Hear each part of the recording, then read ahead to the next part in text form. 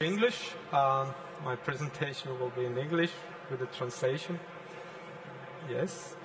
So as announced, my name is Dino Avlakovic. I'm a product manager for microgrids and hybrid power plants at Siemens Energy.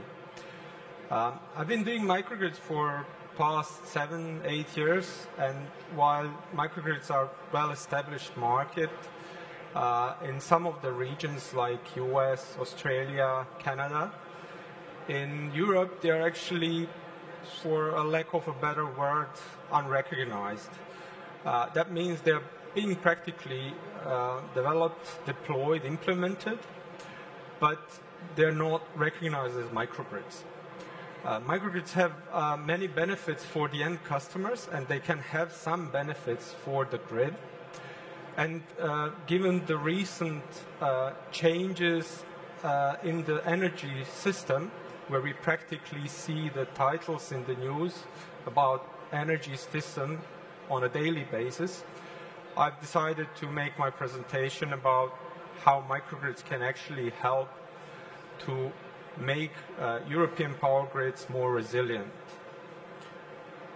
I will start by just going through some of the trends that are currently going on in Europe, but in Germany as well. So we are shutting down the conventional fossil and nuclear power plants, given the environmental targets that we have put forth. We are also integrating on a large scale both solar and wind, some other renewable energy sources as well. We are also increasing the demand in the grid by electrifying the transportation and electrifying the heating by installing electrical vehicles and heat pumps. We are becoming more and more aware of our power consumption, especially due to the high prices that we are now seeing. So we try to make the power consumption more efficient. And on a political level, there is a huge development of new regulation and improving of the old regulation to make these changes in the energy system going forward. Being in Germany and Germany being at the forefront of these changes, it makes sense to look into more details what is actually going on right now in Germany. So Germany, as of now, has about 150 gigawatt installed renewable power, mostly solar and wind, some biomass as well. We are adding 8 to 10 gigawatt per year.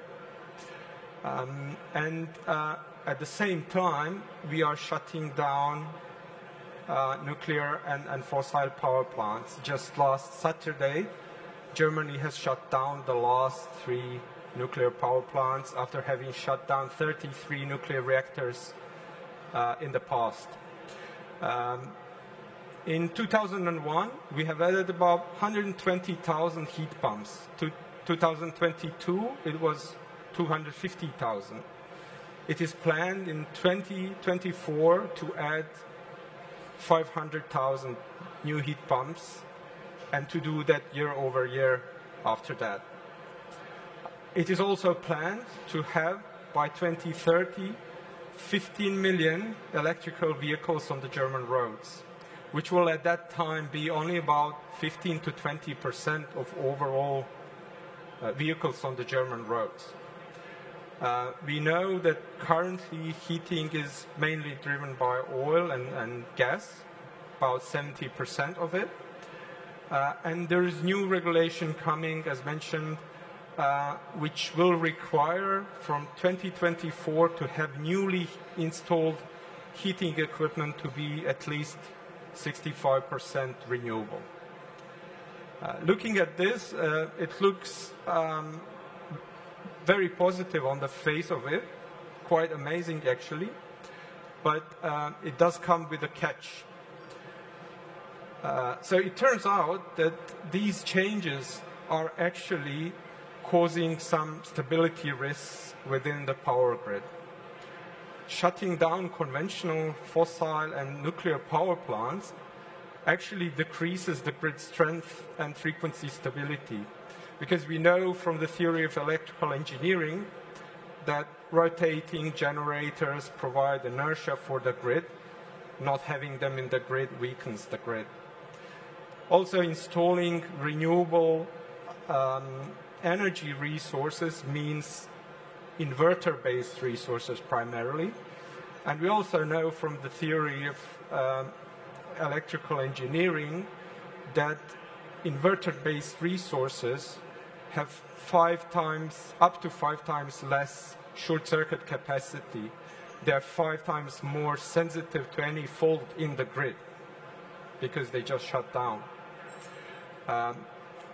There is also, as mentioned, primarily driven by electrification, an increase in the power demand. This can cause voltage stability issues. It can cause bottlenecks in the grid. And it can cause also overloads of the power lines and transformers.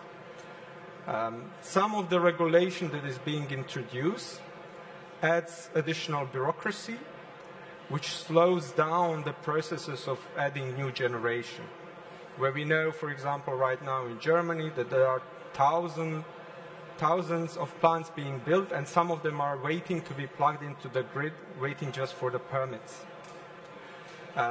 While we have had a fear of having a blackout in the grid because of the war in Ukraine a year ago, nowadays we have some serious concerns about the grid stability being caused by the increase in the power demand. Germany has a national network development plan, which always goes several years ahead. According to the last plan in draft, by 2045, it is expected that the overall consumption in Germany will double. From having 1,000 terawatt hours per year right now, it needs to double. To counter that, it is planned to install 700 gigawatt of renewable energy resources from the 150 that we have now. So the issue here is how to transport this energy. And the good thing is there are measures in planning and there are current measures which are helping to mitigate these risks. So according to this same network development plan, it is planned to strengthen the grid, upgrade the grid, and newly develop the grid by some 10,000 kilometers, only on the transmission level. And distribution level has to follow that. We already have redispatching functionality, and we can see on this diagram that there is an increase in the amount of power which is being redispatched in the grid. And this is all due to the bottlenecks. We are having digitalization and optimization of the controls being pushed towards the end customers to be able to more easily control the grid. To stabilize the grid, mostly on transmission level, we have so-called FACTS, or flexible AC transmission systems, which include things like STATCOMs, synchronous condensers, capacitors, and so on. There are batteries being installed, which also additionally can help the grid with the stability. Legislation, like here mentioned, paragraph 14A, foresees that distribution operators should be able to control chargers and heat pumps, which will make the grid more flexible. And finally, we are also introducing hydrogen resources and different other power technologies to be able to offset some of that demand. Unfortunately, what is missing here really are microgrids. So this is what my topic is. So microgrids are, per definition, entities which manage their own generation and consumption. And per definition, they should be capable of running in off-grid mode, islanded or independent of the grid.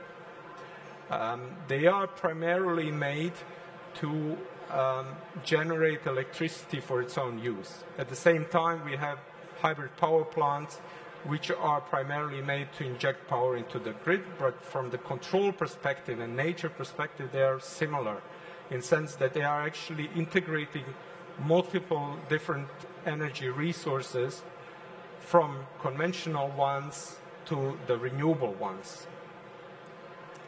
The functions that microgrids provide for these end customers who implement them are very wide.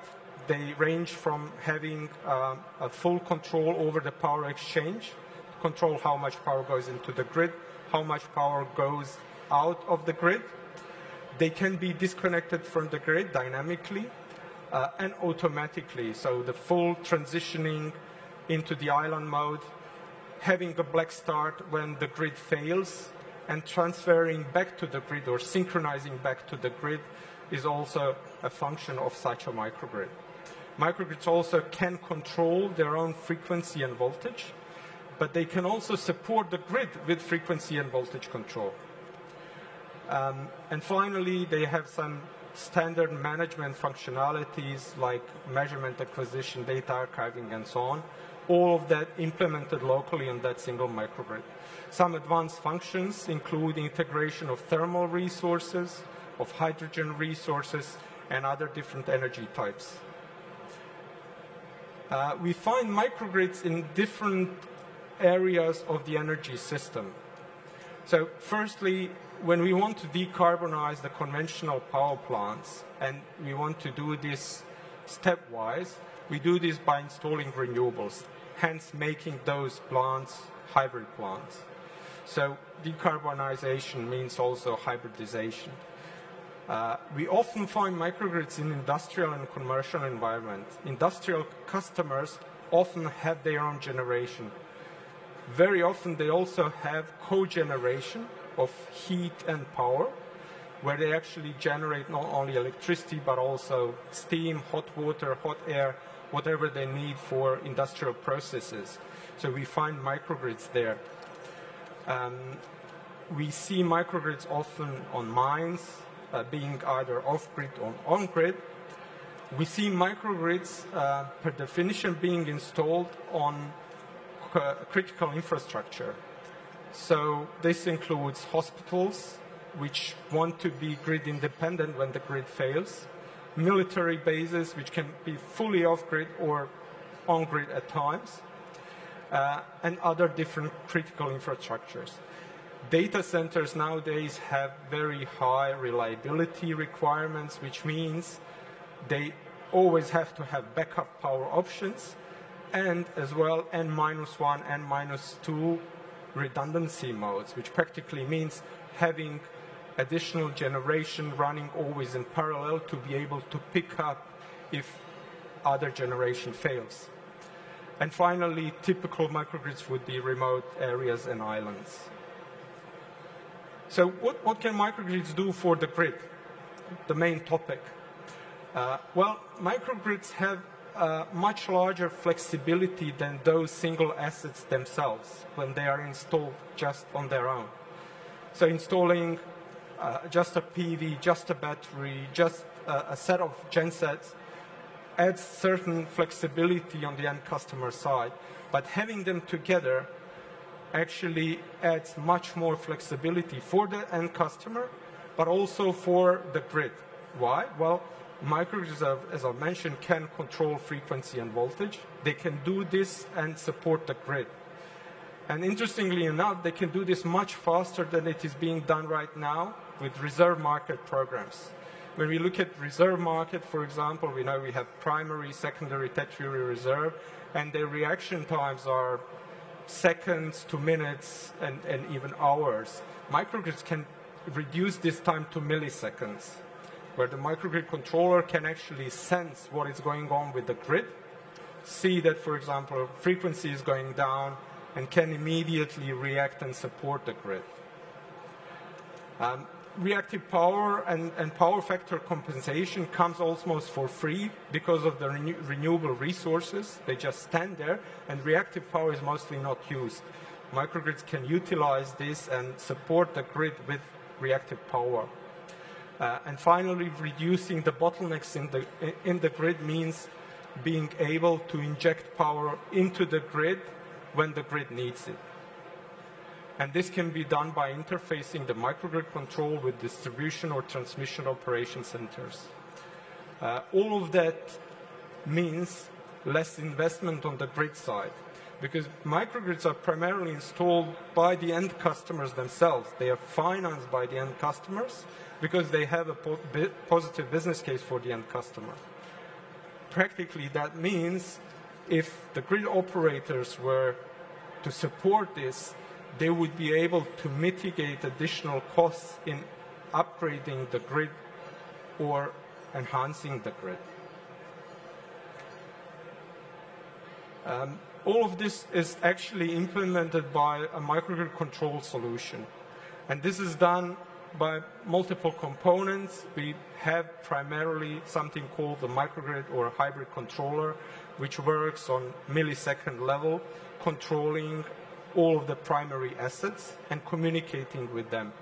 It practically takes all of the measurements from those assets, from the connection point to the grid, from the grid itself, and then calculates and implements the set points to keep the microgrid running in a nominal range. Additionally, it comes with a small SCADA system, which enables the operator to have monitoring and overview of what is going on at all times. The controller itself is actually made to run autonomously 24/7, because when integrating a lot of renewables and different types of energy resources, the number of actions that are needed for controlling a microgrid on a daily basis are multiple and not to be done just by the operator. And finally, we have something called an energy management system, dispatch optimization, which can actually, additionally to the real-time measurements, also consider the forecasts. So optimization takes weather forecast, but also market price forecast, whether it's reserve market or spot market, and can actually optimize how the microgrid should run. For example, when to take power from the grid, when to inject back into the grid, when to charge the battery. Optimizer can see in the future, typically 24 hours, and can then decide when it is most cost efficient to take energy from the grid or inject into the grid. Finally, why microgrids are so feasible? Because they have a stacking value proposition. What that means that end customers invest and install microgrids because they have multiple motivators. And they depend on the regions. In US, it is resilience. They have wildfires, they have hurricanes, they have weather conditions which require resilience from the grid for that end customer. In Europe, where we used to have at least more stable grid, it is more about economics, trying to make a reduced levelized cost of energy.